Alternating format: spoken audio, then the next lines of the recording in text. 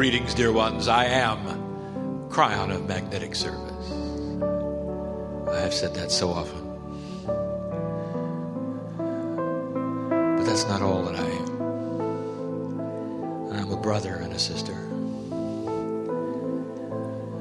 I am part of you and you are part of me and you don't even know it. When you get out of the box called 4 dimensions, those times when I see you when you're not here, you know all about it.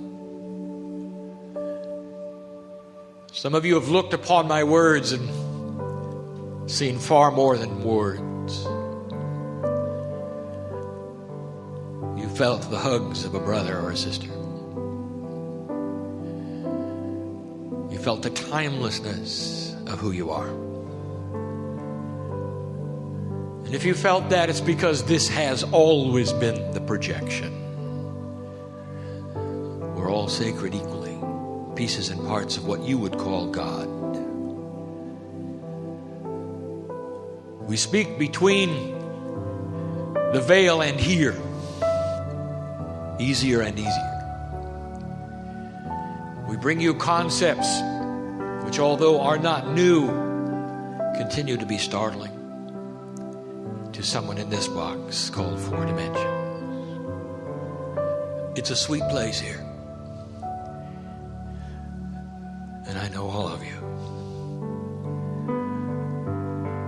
I know the youngsters who are just starting out in life who know so much more than youngsters did a decade ago. I know the seniors who have come, who feel invigorated by being so close to Spirit for so long. And if you take those youngsters and you put them next to the seniors, they have something in common. They have the consciousness of God. Timeless they are. They just happen to have different biology at the moment. And they could meet with one another and share with one another like they had always known each other. And some do. An acknowledgement that at some level, age is not important, makes no difference. Even life experience at some level makes no difference. It's at another level than you are. I know who you are.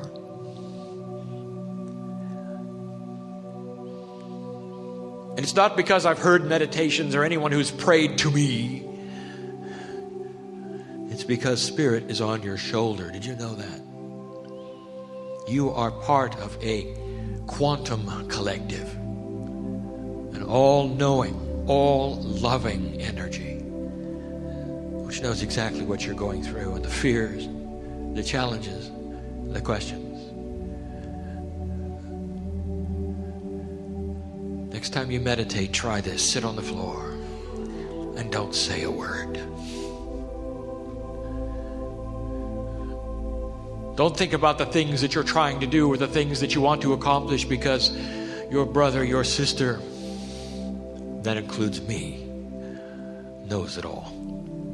We live every moment that you do. Your life experience on earth is far more important than you think. The setups that you're experiencing right now, the challenges, the decisions you're going to have to make, even what you're going to do when you walk out of here, are the most important thing in the universe to us. You're the forerunners, you're the lighthouses, you're the ones who have taken the day to see whether this makes any sense.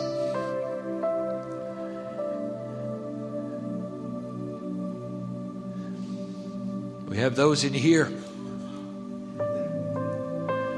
who it's obvious will make a difference for the planet, and you celebrate them on their way.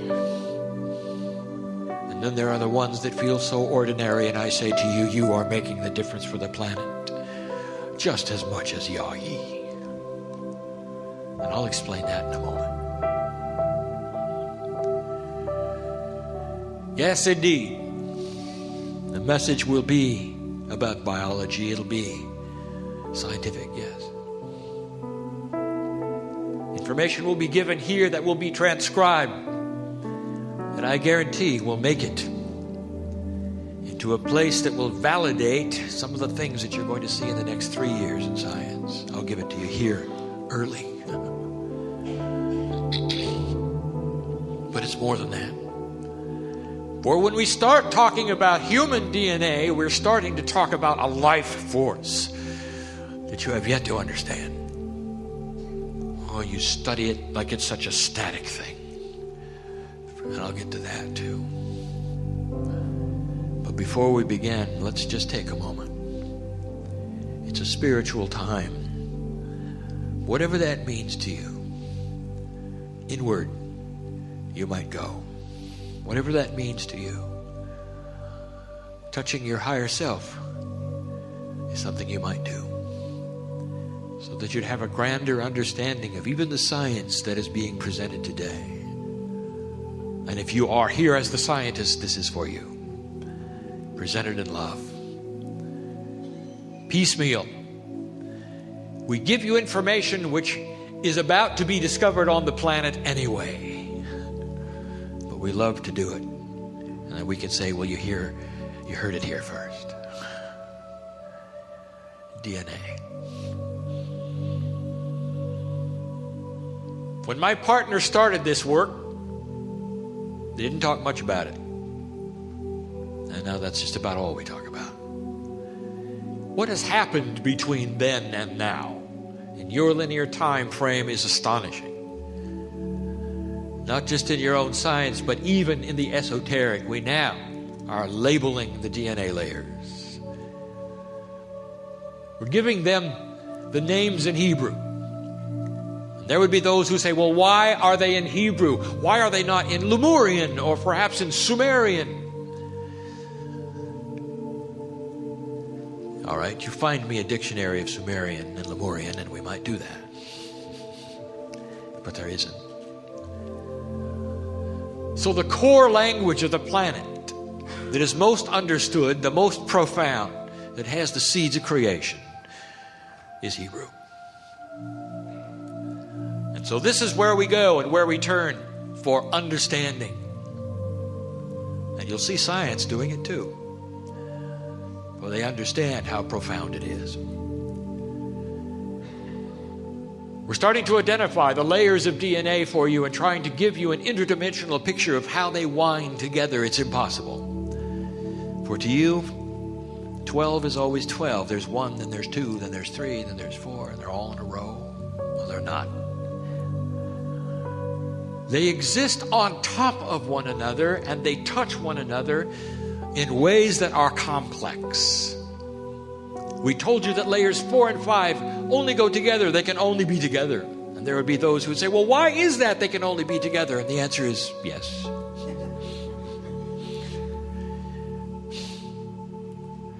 We've told you about 2 kinds of layers of DNA that sound similar. They're both dealing with the Akashic record, but one is personal. One is universal. And they touch each other constantly, and then they touch layer 1, which is the biological layer, constantly. They always are touching. And yet you want to put them in a box. I'm going to tell you about one tonight, and you're going to want to put it in a box. Say, well, now Kryon talked about that one. That's very interesting. That one does this. As though the other ones didn't. They're all together. Again, we say it's like soup.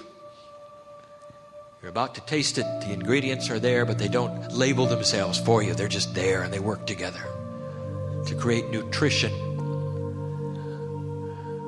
taste, pleasure. And it's like that with DNA. And before we launch into this discussion, we have to remind you, it's like that with DNA. Whatever we tell you, remember, it's a fraction of the story. And so we'll start by concentrating on the chemical. And my partner's had a rehearsal for this, and I hope it gets it better this time. DNA. Most of you are not scientists. Imagine it for a moment.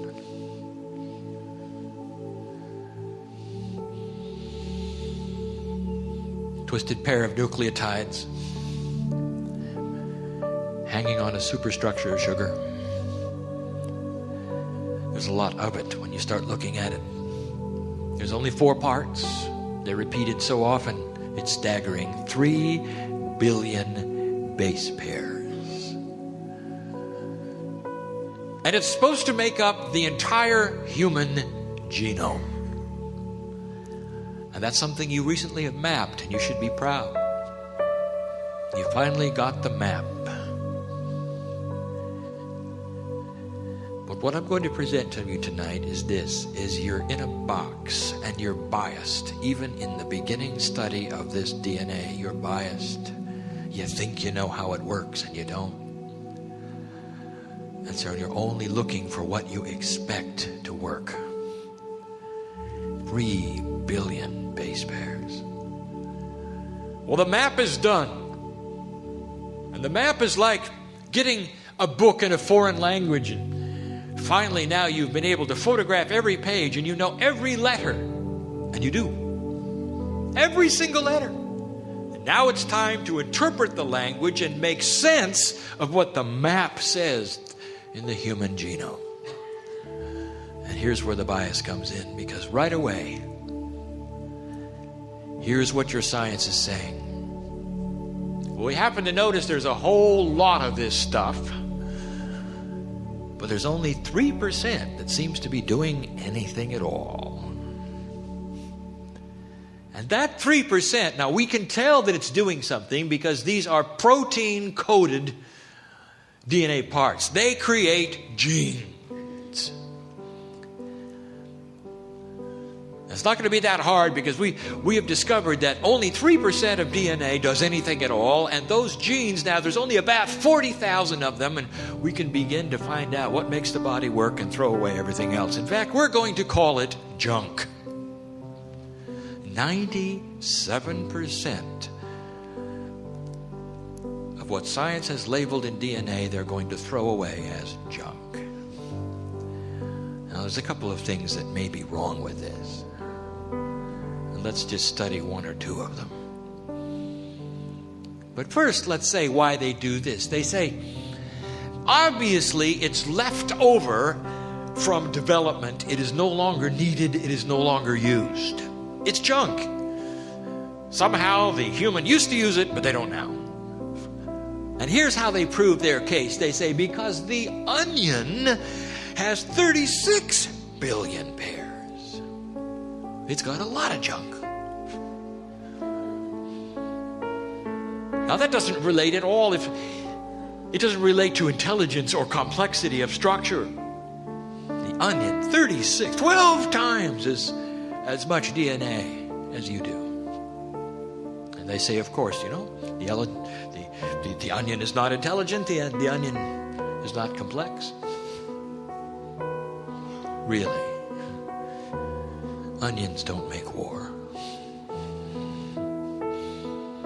They may be far more complex than you think.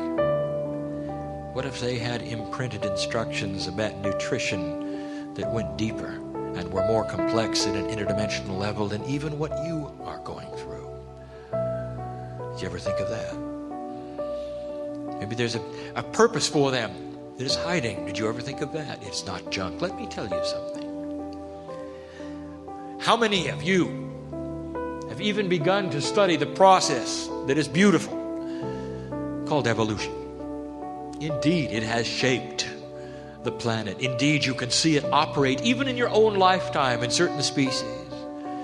Indeed, those scientists who have studied biology tell you that the fish that no longer need eyes drop the eyes. The creatures who no longer need legs develop flippers. It doesn't always take that long either. You see, evolution is very, very efficient. It doesn't create waste. It's in survival mode. And so I ask you, how does that fit the model of 97% junk? Do you really believe that your biology evolved so preciously and beautifully with help from the seeds of the 7 sisters into a place where you stand and 97% of it is junk? doesn't work that way. So what's it about, Kryon? The first metaphor of the day, I will give you this. You've identified all of the letters, but you make presuppositions, and this one is the worst. You've decided from the depths of your wisdom and all that you know is that the only letters that are important are E.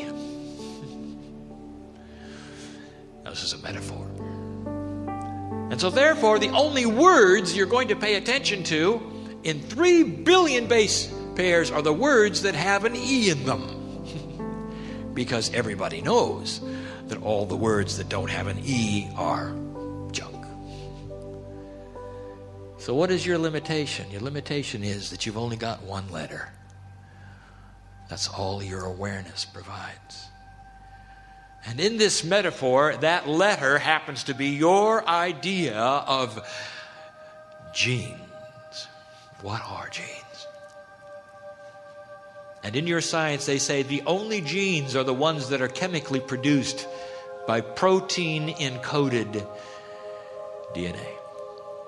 If you don't see the protein codes, you're not going to get genes. If there are no protein codes, it's junk.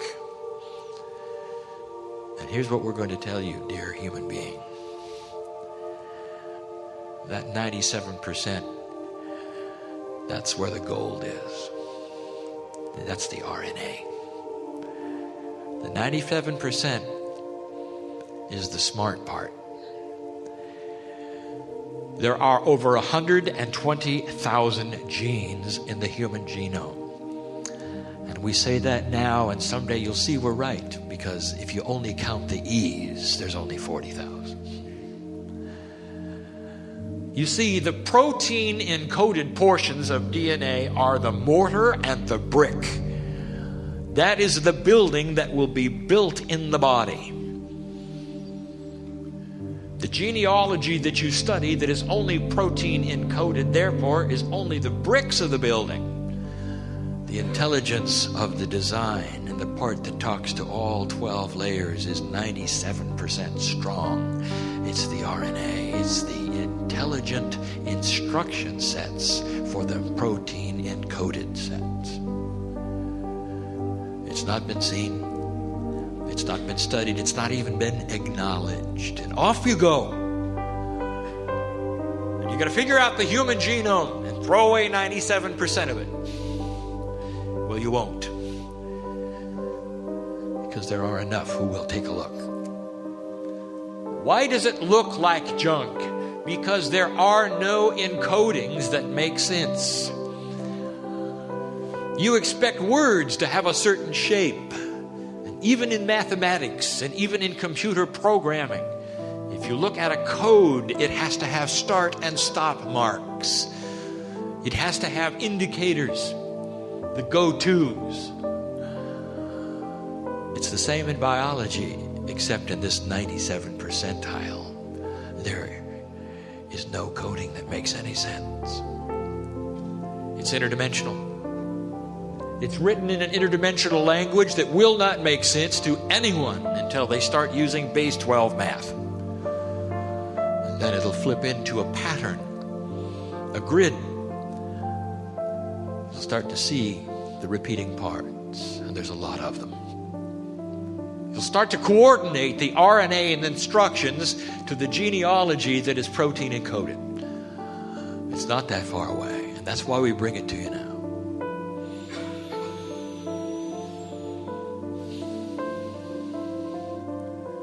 12 layers deep. Kryon, what's the secret to the communication? You say they're instruction sets, but how do they communicate? If you're telling us the way it is, how do they communicate to layers you can't see that are interdimensional? And now I will introduce you to layer 9. And we've been waiting to this point. A DNA discussion to talk about layer 9. Oh, it's beautiful. We've waited a long time to give you the 9. You know, 9 is completion. It completes the story about layer 1. We told you this would be confusing, just a little bit interdimensional.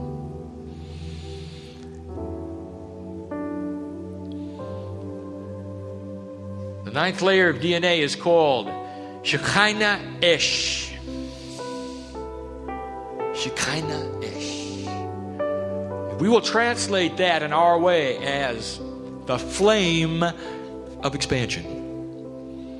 Layer 9. The flame of expansion. Now let me tell you what it is and what it does. An interdimensional layer, esoteric information that can never be proven. But some of you will know this rings with truth. You see, layer 9 is what's missing in layer 1. Layer 9 is what makes the junk work. And when you put layer 9 and layer 1 together, you get a completion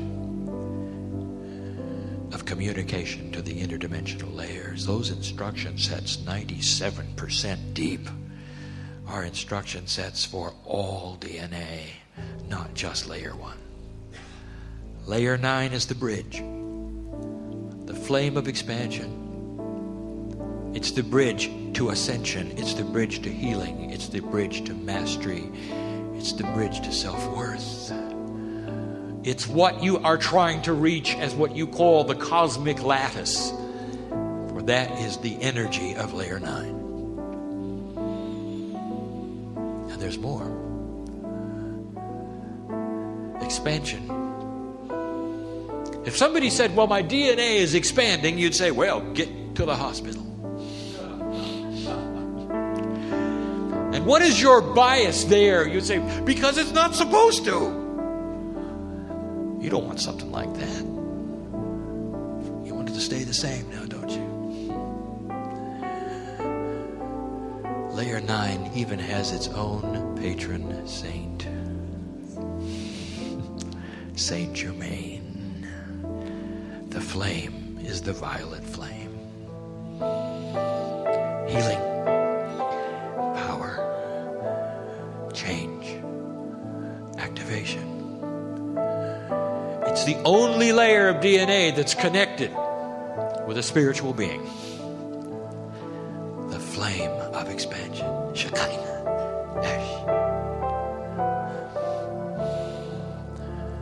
It's important that you understand, as esoteric as this is, it is true. And if science says that you can have 11 dimensions, we say there are at least 12. There's actually more than 27, but who's counting? And you could understand that it is indeed possible that what I am telling you is not only true, but you should look at it closely. How does this become practical information, Kryon? I'll tell you that as you visualize these things that I give you in any way you wish to, non-scientist, it helps you to understand truly what is going on within you. You don't have to understand the chemistry to truly see these married. Layer 9 and layer 1 create a 10 in numerology. A 10 is reduced to a 1, and 1 is new beginnings. When you start taking the numerology of DNA and putting it together, you get still another layer of information about what it does with the other layers. Even applying basic numerology to what we have given you, the layers 4 and 5 must always work together because they are a 9. And that 9 works with the 9 I just gave you, which works with the 1 that I just told you about. Complex? Not really. But there is hiding messages about what it does and how it works, even within basic numerological terms. Oh, I'm not finished. I want to take you to a place where there is DNA. And I want to make you this about the size of a nucleotide. I want you to take a look at this vastness. Come into this closet with me where we're going to look at DNA and envision for a moment you're there and seeing it in all of its wonder and its glory, its complexity. going to give you 2 hints about DNA here. But we've never talked about except one other time. There's more to DNA than you think. I want you to come into this closet with me and turn out the light. No light whatsoever. As dark as it can be. Dark of dark. The DNA is still in there with you. There you sit watching it. You can't see a thing. Now I want you to enhance your eyesight. I want you to make it 10,000 times more sensitive than it is. And now you're going to see it. Now I've just given you some numbers that will indeed apply to the sensitivity of the instruments that are going to be needed to see what I'm going to reveal. DNA creates light. You're going to see it. The room is going to lighten up and the DNA glowing. DNA creates photons. DNA has its own energy source. DNA is active. It's not only that. I want you to increase your hearing to the megahertz range and the sensitivity way beyond what you have here, even that of a dog. I want you to hear everything possible to hear and be aware that not only is the DNA creating its own light, it's singing. In the megahertz range, DNA creates sound, or at least what you would call vibration, all by itself. One strand all by itself, which contains all 12 interdimensional strands, creates light and sings songs.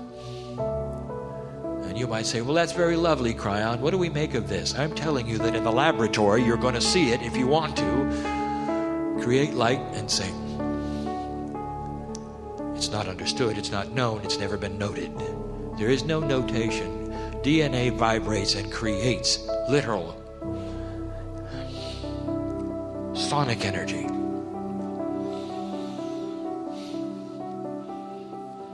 Now I'm going to leave that alone for a moment and take you someplace you don't expect. I want you to go to a laboratory with me in Utah some years ago. 2 research scientists. They're good physicists and chemists. They're excited. They're very, very excited. Pons and Fleischmann. They're looking at cold fusion right in front of them. The chemistry that needs to have a remainder of a reaction that will show itself to indicate cold fusion is showing itself. We call it a remainder. It's a creation of the process. That's how you know cold fusion is occurring, and it's occurring, and they're seeing it, and they're excited. They've kept this quiet. They have not involved their research teams because they see themselves as the new Watson and Crick 21st century. They will be the ones to bring cold fusion to the earth, and they've seen it, they've done it, and they get excited. And the only thing that is unfortunate is that they're the only people that ever saw it. They announced it in their zeal, perhaps not very scientific, for they did not repeat it over and over. They saw it so clearly, they said anybody can do this. The problem was nobody could do this. And they were ridiculed. And they lost their tenures. They lost their reputations. They thought it was a hoax. And today you don't even know where they are, do you? And here's the information I want to bring to you. They saw it because it was real. In the room, what they did not understand was they had placed themselves into a consciousness scientific box of thought. They thought they knew how it worked, and they saw it work, therefore they were correct. They were in the basement. And in that basement there were other things going on they did not know about. Now I'm going to tell you something that you're going to see in the news. The potentials are at this moment that you'll see it within 2 years. Perhaps even faster. 2 things were going on in the room. One was a mild magnetic field created by a transformer on the other side of the wall. which has been removed. But the other thing, the more profound thing, there was an oscillation in the megahertz range being created by a piece of equipment that had nothing to do with their experiment in the basement. Electronic. Call it residual oscillation if you wish. That was singing a song. And they saw cold fusion because, dear ones, cold fusion is not possible without ultrasonics. When you add the ultrasonics to the chemistry that you expect, watch what happens. Here's a hint for those who are scientific-minded of you. You've got to have 2 ultrasonic generators for this to work. It was an anomaly in that basement to have these oscillating frequencies beating against each other, almost in unison, but not quite, to give remainders of the null, which added to the chemistry and spoke to it in a way that created the results of cold fusion. Some of you will know what I'm talking about now, and some of you will know it later when it comes out in your news. Watch for it. Ultrasonic cold fusion.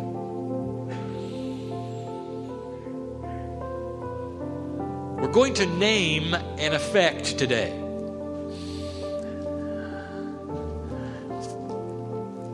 This is now going to start to make sense.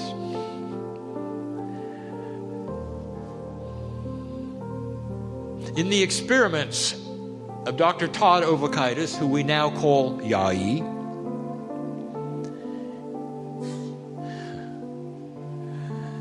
he discovered something. He hasn't named it yet, so we will.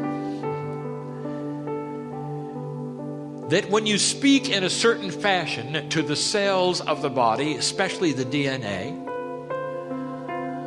when the attributes are correct and the energy is delivered, you get a greater healing than the sum of the parts of the cure that you presented to it.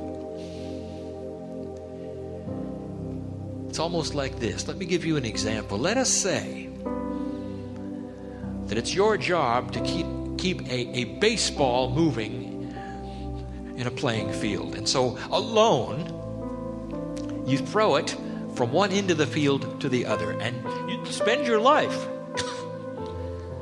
throwing the ball, walking to the other end of the field and throwing it back, walking to the other end of the field and throwing it back, because the ball must stay in motion as often as possible. Let us say for a moment, that is the metaphor of health.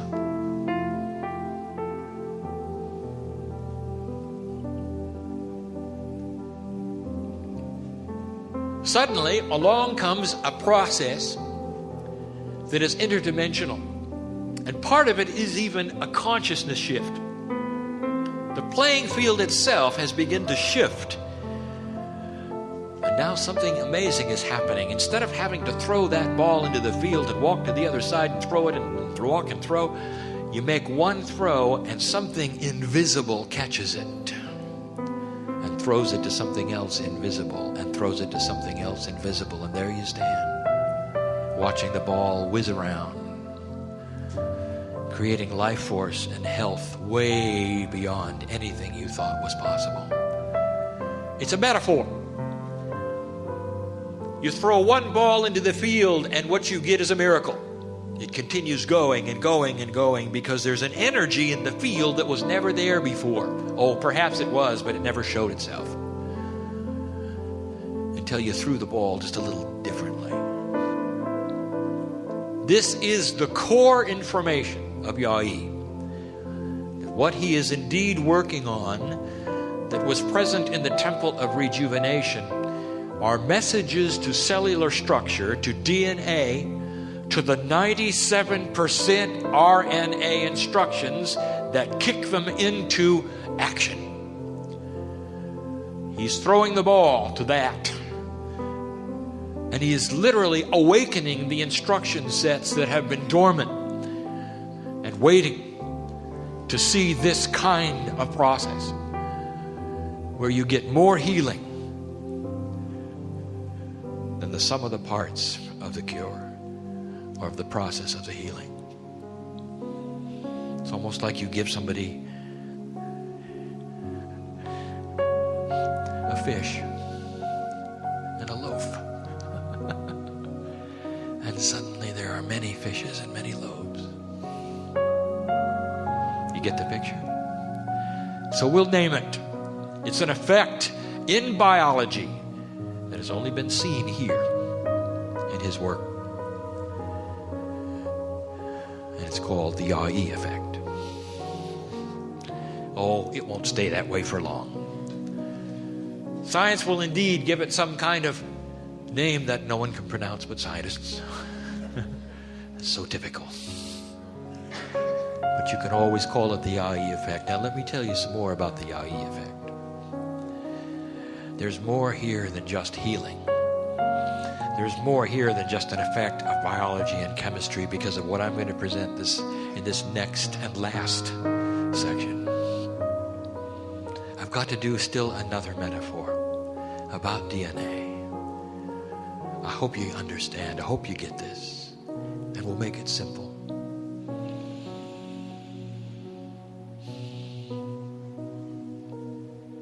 Humanity has discovered a beautiful piano. This is the metaphor. The piano is called DNA. The piano is not only a beautiful instrument that is complex with many notes that play together that intertwine in their harmonies. A craftsman has made it. It's sonically perfect. And it plays a tune over and over. That tune is called human health. The structure of the piano is called the layers of DNA. And then there's a musician who is playing the tune. And the musician is called life force or consciousness. And that's the human being.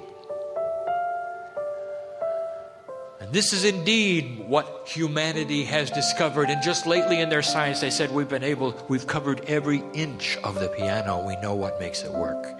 We know the sonics of it.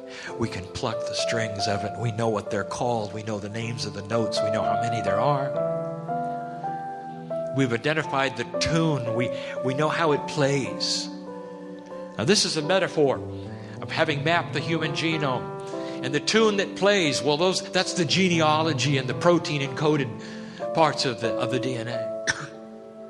We see the life force and the consciousness. We don't understand it, but we know it's necessary for the tune to be played, and that's called the essence of life. Dead DNA plays no tune. You need the player. Now hold that vision. You've got the piano, you've got the tune, you've got the player. And you've decided to put that in a box. Dear human being. And here's what you've decided. This beautiful piano can only play one tune. Pretty ridiculous. Because that's the tune that you think is responsible for human health. And the player, oh, it's always the same player. Has to be, because that's the essence of life. Let me tell you something. The repertoire of your DNA is unlimited. You can play tune after tune after tune after tune. And let me tell you about the player. The player has a real long piano bench. And the invitation is to add players. Why don't you add the higher self? He does a real good job on the complex parts. Now you've got two sitting at the bench. Why not add a guide or two? Or even maybe a patron saint with a violet flame. Listen to that music, will you? But oh no, you'll say, well, this is what DNA does. Doesn't do anything else. 97% of it is waiting to take off. You own the most advanced jet plane on the earth. And no one has ever seen it do anything but taxi up and down the runway. It's time to start understanding what that 97% is. It responds not just to chemistry, not just to Yai's inventions. It responds to human consciousness. It responds to you. It responds to prayer. It responds to light. Human DNA is prepared for mastery. Every child born on the earth has the seeds of mastery. That's what's going on. Does it shock you that science sees it as junk? That will change. And that's the truth. And with this we close.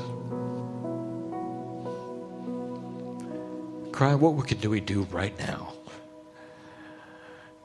Before any of the discoveries are made, to take advantage of what you're telling us. I know you. Don't you remember the last time you passed over and came back? You don't. It saddens my heart that you can't. That's part of being a human being. You know me. You don't remember.